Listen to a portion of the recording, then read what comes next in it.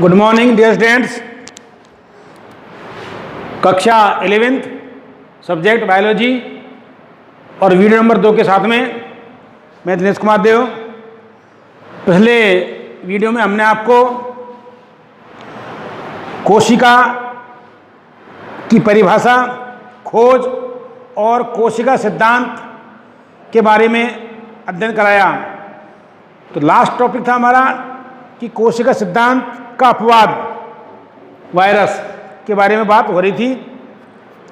तो कोशिका सिद्धांत का जो अपवाद है वायरस, वायरस क्यों है, क्या कारण है उसका कि कोशिका सिद्धांत का अपवाद वायरस है। अर्थात वायरस, पहले बात तो कोशिका सिद्धांत क्या होता है कि कोशिका सिद्धांत के अनुसार जो आधुनिक कोशिका सिद्धांत है या नवीन परिप्रेक्ष्य में कोशिका सिद्धांत जो रुडोल्फ विर्चो एवं नेगली ने प्रस्तुत किया था, तो उसके अनुसार क्या होता है कि कोशिकाएं विभाजित होती हैं, किंतु कोशिकाओं का जो विभाजन होता है वो नई कोशिकाओं का विभाजन पूर्व स्थित कोशिकाओं से कोशिका विभाजन के द्वारा होता है।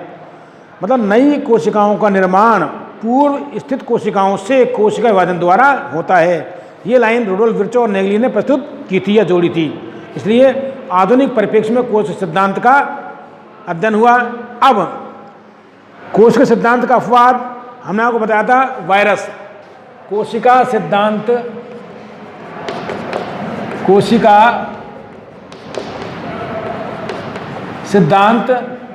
का अपवाद वायरस या विषाणु होता है। क्यों होता है? क्योंकि ध्यान देना, कारण ढूंढो इसका। क्योंकि पहला पॉइंट क्यों होता है, देखिए ध्यान से, कि सजीव एवं निर्जीव के मध्य रखते हैं। किसको? वायरस को सजीव एवं निर्जीव के मध्य रखते हैं। तो पहला है वायरस सजीव एवं निर्जीव के मध्य, वायरस को सजीव एवं निर्जीव के मध्य रखते हैं। क्यों रखते हैं? क्योंकि इसमें स्वतंत्र विभाजन की क्षमता नहीं पाई जाती। दूसरा पॉइंट है, इसमें स्वतंत्र विभाजन की क्षमता नहीं पाई जाती है। स्वतंत्र विभाजन की क्षमता नहीं पाई जाती है। इसके लिए, किसके लिए? विभाजन के लिए। आगे देखो, इसके लिए, इसके लिए या फिर इसके विभाजन के लिए, इसके, तीसरा पॉइंट है, इसके विभाजन के लिए, इसके विभाजन के लिए दूसरी जीवित कोशिका की आवश्यकता होती है। दूसरी जीवित कोशिका की आवश्यकता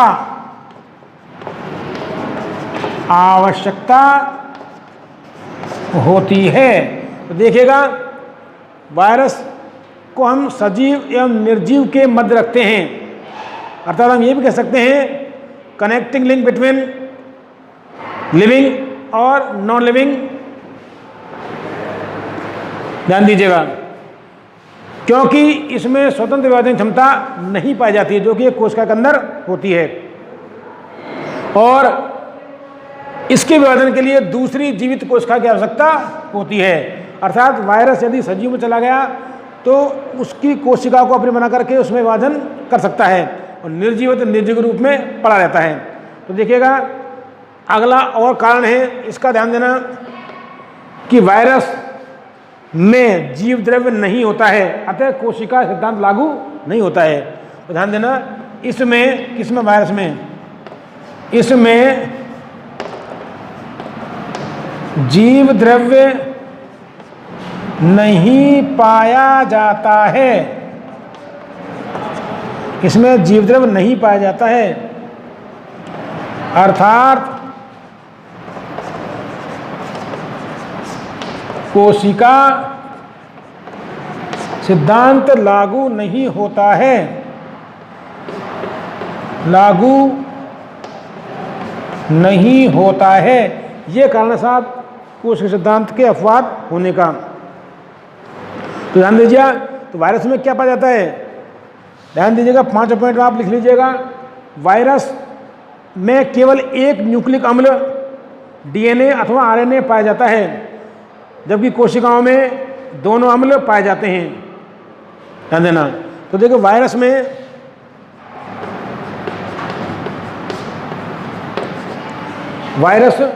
में केवल एक न्यूक्लिक अम्ल, केवल एक न्यूक्लिक अम्ल डीएनए अथवा आरएनए पाया जाता है,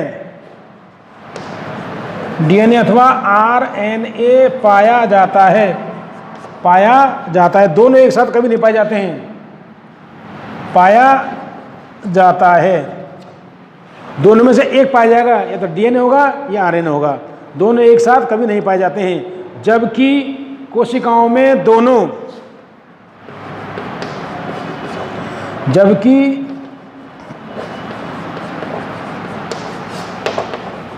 जबकि कोशिकाओं में दोनों अम्ल पाए जाते हैं, जबकि कोशिकाओं में दोनों अम्ल डीएनए व आरएनए पाए जाते हैं, डीएनए व आरएनए पाए जाते हैं। तो वायरस की उत्पत्ति बैक्टीरिया से हुई है रेट्रोग्रेसिव थ्योरी के द्वारा। रेट्रोग्रेसिव थ्योरी के द्वारा वायरस की उत्पत्ति बैक्टीरिया से मानी गई है या बैक्टीरिया से हुई है, ऐसा बताते हैं। ध्यान दीजिएगा। तो ये एक कोशिका सिद्धांत का अपवाद हो गया। अब आता है आपके, देखो ध्यान से, कि यदि हम कोशिका का समग्र अध्ययन करें, कोशिका का सामूहिक रूप से अध्ययन किया जाए, तो कोशिका क्या होती है, सबसे बाह्य आवरण कोशिका भित्ति, उसके बाद में कोशिका झिल्ली, और कोशिका झिल्ली के अंदर ध्यान देना कोशिका द्रव्य या जीव द्रव्य, और जीव द्रव्य में इकाई झिल्ली युक्त कोशिकांग, दोहरी झिल्ली युक्त कोशिकांग और झिल्ली रहित कोशिकांग आदि पाए जाते हैं। अब प्रश्न ये भी उठता है कि प्रकृति में सबसे छोटी कोशिका कौन सी होती है, तो सबसे छोटी कोशिका माइकोप्लाज्मा लेडिलाई या माइकोप्लाज्मा गैलीसेप्टिकम होती है, जो कि एक प्रोकैरियोटिक कोशिका होती है। इस प्रकार सबसे बड़ी जंतु कोशिका प्रकृति में शुतुरमुर्ग का अंडा होती है, जिसका व्यास काफ़ी होता है, 17 × 18 सेंटीमीटर व्यास होता है इसका। तो शुतुरमुर्ग का अंडा एक सबसे बड़ी जंतु कोशिका का एग्जाम्पल होता है। उसी प्रकार सबसे बड़ी पादप कोशिका एसिटाबुलेरिया रेमी के तंतु माने गए हैं। तो बहुत सारी चीज़ें हैं जिस प्रकार एक सामान्य पादप कोशिका का एग्जाम्पल लें हम, जैसे प्याज की एक कोशिका, तो प्याज में एक भित्ति होती है, छिलका होता है जैसे भित्ति, और उसके ऊपर एक कोशिका झिल्ली होती है पतली। इस प्रकार हमारे मनुष्य के गाल की कोशिका भी जंतु कोशिका होती है, इसमें झिल्ली पाई जाती है, कोशिका झिल्ली, उसके अंदर कोशिका द्रव, और कोशिका द्रव में कोशिकांग आदि पाए जाते हैं। तो समग्र कोशिका का अध्ययन किया जाए तो बहुत सारी, इस आकार आकृति में बहुत सारी भिन्नताएं पाई जाती हैं। कोशिकाएं अंडाकार, त्रिकोणाकार, लंबवत और अनेक प्रकार की होती हैं। तो ध्यान दीजिएगा, हम केवल यहाँ अध्ययन करेंगे इसका ओनली कि विकास, उत्पत्ति, विकास एवं केंद्रक की संरचना के आधार पर कोशिकाओं के प्रकार। तो इसमें ध्यान देना, उत्पत्ति, विकास एवं केंद्रक की संरचना के आधार पर कोशिकाओं के प्रकार। तो देखिएगा, हेडिंग है आपका उत्पत्ति, विकास एवं केंद्रक की एवं केंद्रक की संरचना, केंद्रक की संरचना के आधार पर, केंद्रक की संरचना के आधार पर कोशिकाओं के प्रकार, आधार पर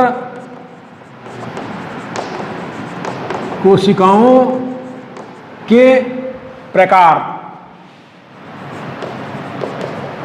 कोशिकाओं के प्रकार, उत्पत्ति, विकास एवं केंद्र की संरचना के आधार पर कोशिकाओं के प्रकार। ध्यान देना, इस आधार पर कोशिकाएं निम्नलिखित दो प्रकार की होती हैं। कोशिकाएं निम्नलिखित दो प्रकार की होती हैं, या हम एक कोशिका और होती है तीन प्रकार की मान सकते हैं, जिसे हम प्रोकैरियोटिक कोशिका एक होती है, हम ये भी कह सकते हैं कि प्रोकैरियोटिक कोशिका, मेसोकैरियोटिक कोशिका और यूकैरियोटिक कोशिका। तो हम दो का अध्ययन करेंगे, प्रोकैरियोटिक कोशिका और यूकैरियोटिक कोशिका। तो हम ये कह सकते हैं उत्पत्ति, विकास एवं केंद्र की संरचना के आधार पर कोशिकाएं निम्नलिखित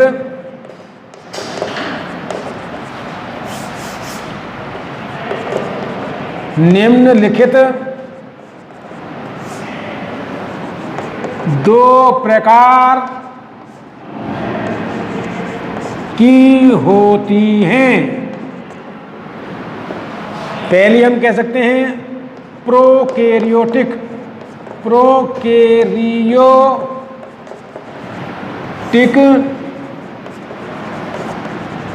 कोशिका, PROKARYOTIC, प्रोकैरियोटिक सेल। और दूसरी जो होती है यूकैरियोटिक कोशिका, EUKARYO, यूकैरियोटिक सेल्स, प्रोकैरियोटिक कोशिकाएं और यूकैरियोटिक कोशिकाएं। अब हम अध्ययन करेंगे प्रोकैरियोटिक कोशिकाओं का। तो अब डाली हेडिंग प्रोकैरियोटिक कोशिकाएं, फिर में हम क्या करेंगे, अंतर करेंगे।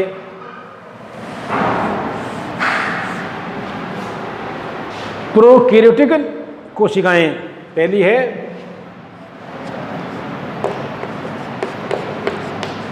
Prokaryotic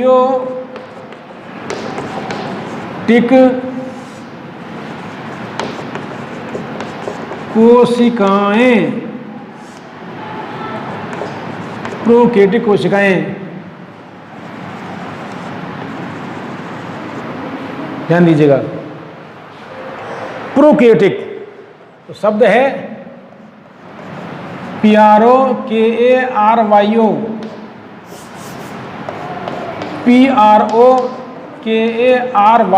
prokaryotic. प्रोकैरियोटिक हम अंग्रेजी में ये भी कह सकते हैं प्रोकैरियोटिक सेल्स। जैसे देखो प्रोकैरियोटिक सेल्स। तो प्रोकैरियोटिक, प्रो दो शब्द मतलब प्रो का मतलब होता है प्रिमिटिव, PRIMITIV, प्रिमिटिव। और कैरियन का मतलब होता है न्यूक्लियस। कैरियोटिक का मतलब होता है कैरियन, KARYON, कैरियन। ध्यान दीजिएगा, प्रिमिटिव का मतलब होता है आद्य या प्राचीन। हम ये भी कह सकते हैं इसका मतलब होता है न्यूक्लियस, NUCLEUS, न्यूक्लियस। इसका मतलब केंद्रक। एंशिएंट आद्य। तो हम ये भी कह सकते हैं आद्य केंद्रक, आद्य केंद्रक, दोनों को देखा जाए तो आद्य केंद्रक अर्थात वे कोशिकाएं जिनमें, तो कैसी कोशिकाएं होती हैं, प्राचीन केंद्रक। अर्थात वे कोशिकाएं जिनमें सुविकसित केंद्रक व केंद्रक झिल्ली नहीं पाई जाती है। तो केंद्रक के विकास के आधार पर होंगे वे कोशिकाएं जिनमें सुविकसित केंद्रक झिल्ली और हम ये भी कह सकते हैं कि सुविकसित झिल्ली कोशिकांग आदि नहीं पाए जाते हैं, तो उन्हें प्रोकैरियोटिक कोशिकाएं कहते हैं। अब प्रोकैरियोटिक कोशिकाएं जीवाणु, नील शैवाल, ब्लू ग्रीन एल्गी और माइकोप्लाज्मा आदि होती हैं।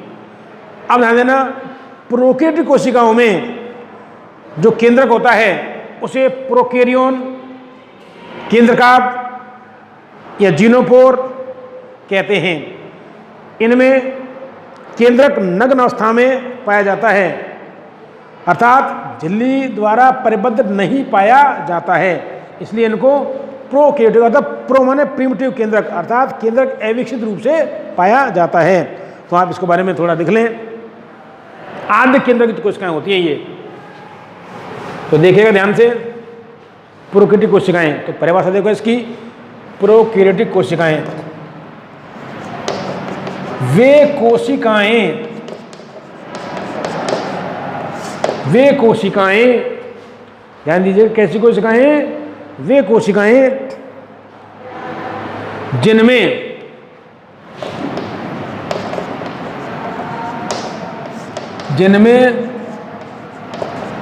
सुविकसित वेल डेवलप्ड सुविकसित केंद्रक एवं केंद्रक झिल्ली, न्यूक्लियस एवं न्यूक्लियर मेम्ब्रेन, केंद्रक एवं केंद्रक झिल्ली नहीं पाई जाती हैं, नहीं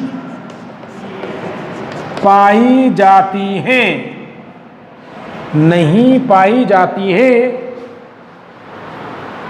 तो उन्हें प्रोकैरियोटिक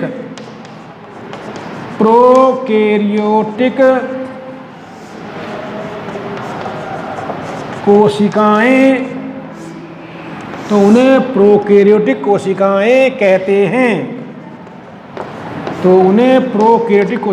कहते हैं। एग्जाम्पल देखिएगा, जैसे जीवाणु मतलब bacteria,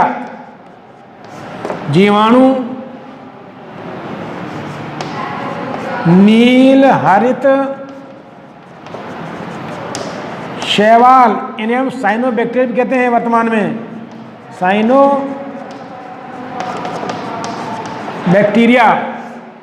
cyanobacteria, blue green algae BGA, और एक आती है माइकोप्लाज्मा, दुनिया की सबसे छोटी कोशिका होती है माइकोप्लाज्मा आदि। एग्जाम्पल में bacteria BGA, blue green algae, अरे होते हैं बैक्टीरिया, जीवाणु BACTE आ रही है बैक्टीरिया, और माइकोप्लाज्मा, इनको साइनोबैक्टीरिया कहते हैं। साइनोबैक्टीरिया CYNOBACTE आ रही है साइनोबैक्टीरिया, वर्तमान नाम ब्लू ग्रीन एल्गी का।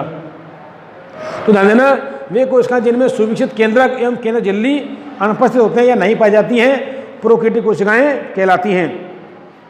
अब ध्यान देना, आगे देखो, प्रोकैरियोटिक कोशिकाओं में जो केंद्रक होता है वो कैसे होता है? नग्न अवस्था में पाया जाता है, जिसे प्रोकैरियोन, केंद्रकाभ, जीनोपोर कहते हैं। तो आगे देखो, प्रोकैरियोटिक कोशिकाओं में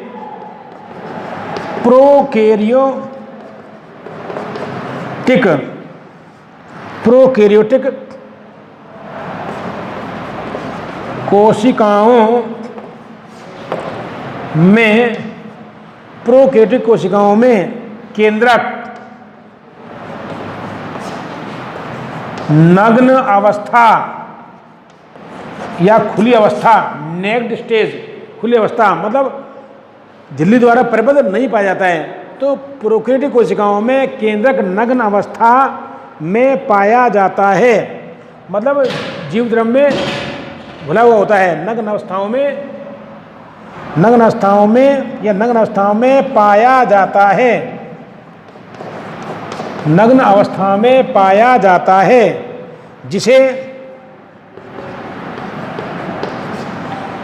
प्रोकैरियोन क्या क्या कहते हैं, क्या नाम देखें, जिसे प्रोकैरियोन,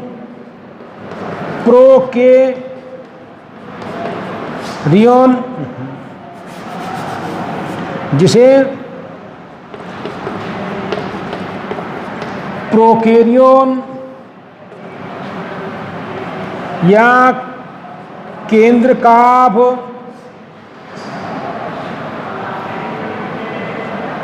प्रोकैरियोन या केंद्रकाभ या जीनोफोर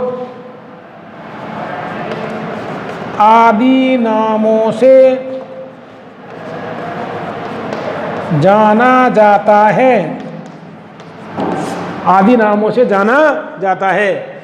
ध्यान देना, वे कोशिकाएं जिनमें सुविकसित केंद्रक व केंद्र झिल्ली नहीं पाए जाते हैं या नहीं पाई जाती हैं तो उन्हें प्रोकैरियोटिक कोशिकाएं कहते हैं। जैसे जीवाणु, नील शैवाल, साइनोबैक्टीरिया और माइकोप्लाज्मा, ये सबसे प्राचीन कोशिकाएं हैं प्रकृति की, ध्यान दीजिएगा।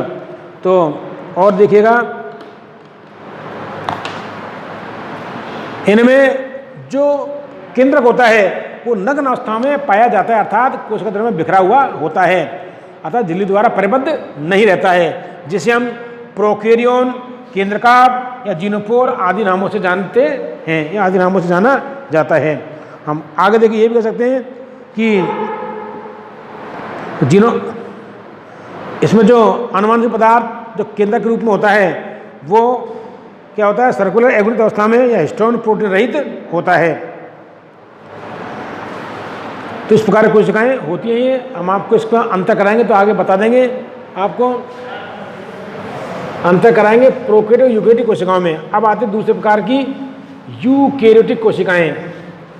भाई केंद्रक की विकास के आधार पर कोशिकाएं हैं ये, और बहुत सारे लक्षण हैं इसके, लेकिन हम अंतर में आपको करा देंगे। अब दूसरी यूकैरियोटिक कोशिकाएं, दूसरे प्रकार की जो कोशिकाएं हैं वो आती हैं यूकैरियोटिक कोशिकाएं।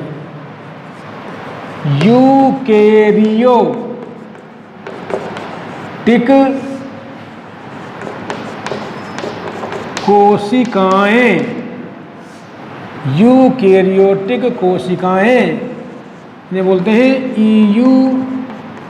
EUKARYO, eukaryotic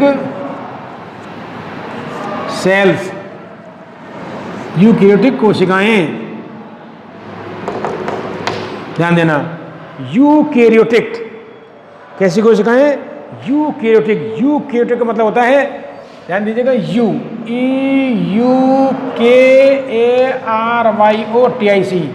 eukaryotic. EU का मतलब होता है वेल डेवलप्ड,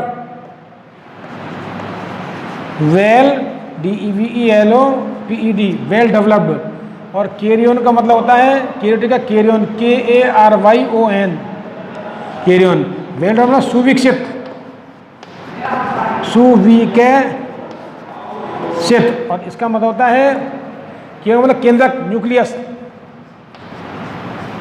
केंद्रक, केंद्रक को न्यूक्लियस, NUCLEUS, न्यूक्लियस।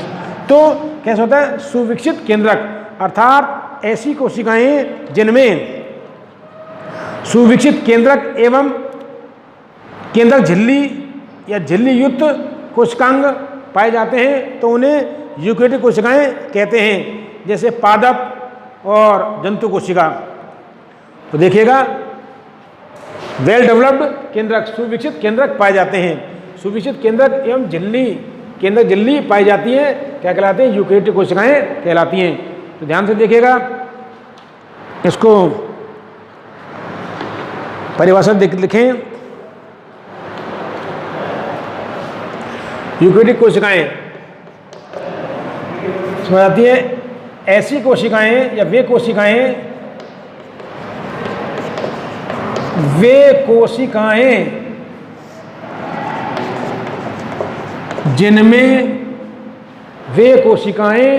जिनमें सुविकसित केंद्रक, वेल डेवलप्ड, विकसित केंद्रक, सुविकसित केंद्रक एवं केंद्रक झिल्ली एवं केंद्रक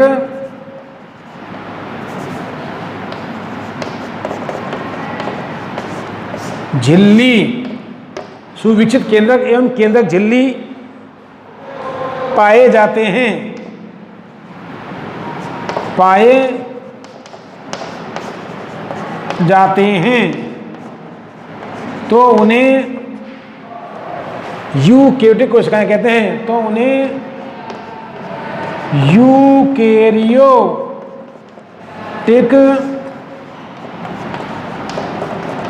कोशिकाएं कहते हैं। तो उन्हें यूकेरियोटिक कोशिकाएं कहते हैं।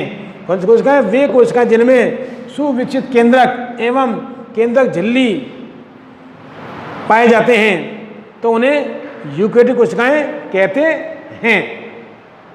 एग्जाम्पल देखें, पादप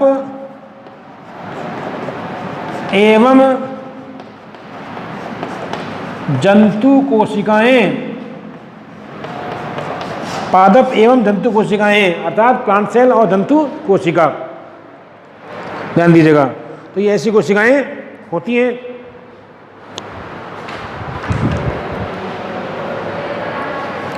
पादप एवं जंतु कोशिकाएं। और देखिएगा आप, इनमें प्रश्न आता है परीक्षा में कि प्रोकैरियोटिक और यूकेरियोटिक कोशिकाओं में उदाहरण सहित अंतर स्पष्ट कीजिए। प्रोकैरियोटिक और यूकेरियोटिक कोशिकाओं में उदाहरण सहित अंतर स्पष्ट कीजिए। तो ये अंतर हम आपको कल बताएंगे, इसके डायग्रामेटिक। इसके बाद में हम थोड़ा सा आपको ये बता देते हैं कि अंतर के रूप में कि प्रोकैरियोटिक कोशिकाएं केंद्रक और केंद्रक रहित होती हैं, केंद्रक एवं झिल्ली रहित। प्रोकैरियोटिक कोशिकाओं में हमने क्या बताया आपको? आद्य केंद्रक मतलब अविकसित केंद्रक और केंद्रक झिल्ली नहीं होती है। इसके बाद में ये भी होता है कि इन कोशिकाओं में कोशिका भित्ति पाई जाती है, प्रोकैरियोटिक कोशिकाओं में, जो म्यूरेमिक अम्ल या पेप्टोग्लाइकोन आदि जलीय पदार्थों की बनी होती है, ध्यान देना। और इनमें सुविकसित कोशिकांग या झिल्लीयुक्त कोशिकांग आदि नहीं पाए जाते हैं प्रोकैरियोटिक कोशिकाओं में।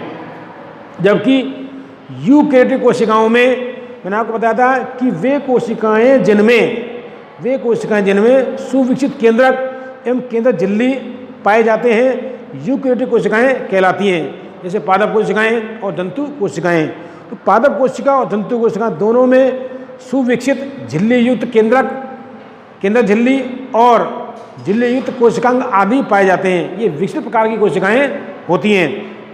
कौन सी कोशिकाएं? विकसित प्रकार की कोशिकाएं होती हैं। और आगे कल हम इनको प्रोकैरियोटिक और यूकेरियोटिक कोशिकाओं का अध्ययन कराएंगे। धन्यवाद। अंतर